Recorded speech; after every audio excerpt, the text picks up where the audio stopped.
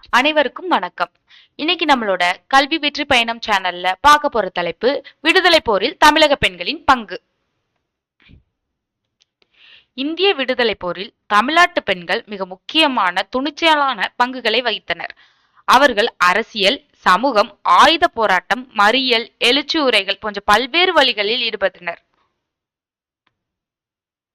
அந்த வகையில இன்னைக்கு நாம பார்க்க போற வீர பெண்மணி வேலு நாச்சியார் தான்.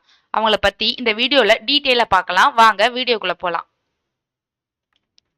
வேலு நாச்சியார் பிறந்த ஊர் ராமநாதபுரம். பிறந்த நாள் 3/1/1730.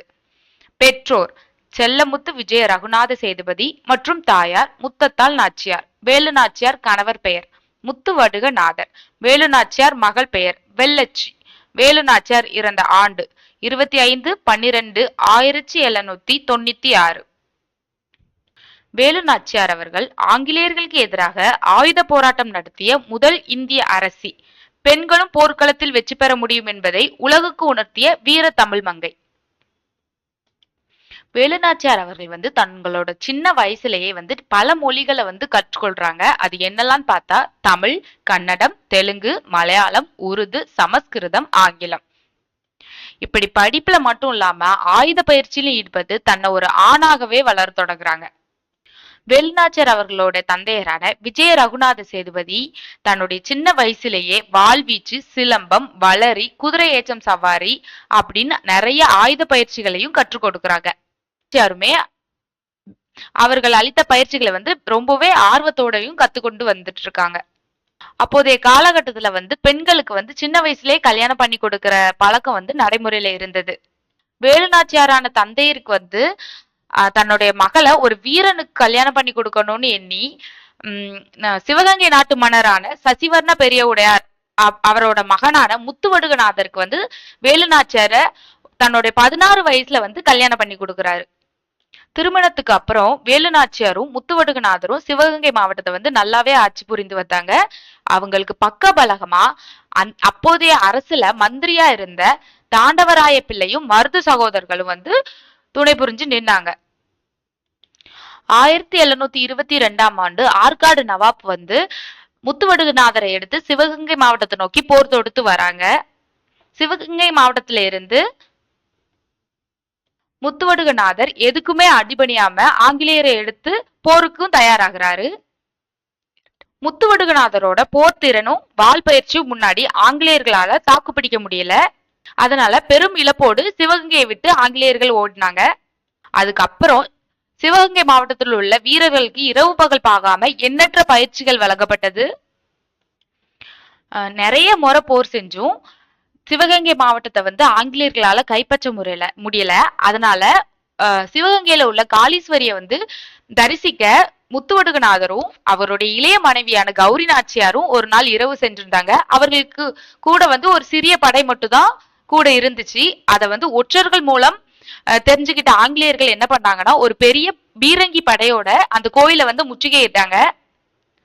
முத்துவடுகநாதரும் ஆங்கிலேயர்களை எடுத்து அந்த நேரத்துல போர் தொடுக்க தயாராயிட்டாரு. ஆனா ஆங்கிலேயர்கள் கொண்டு வந்த பீரங்கி படம் முன்னாடி இவருடைய வாழ்வீச்சு நிக்கல. அதனால அந்த நாளிலேயே முத்துவடுகநாதரும் அவருடைய இளைய மனைவியான கௌரி நாச்சியாரும் அந்த நேரத்திலேயே வீர மரணம் அடைகிறாங்க.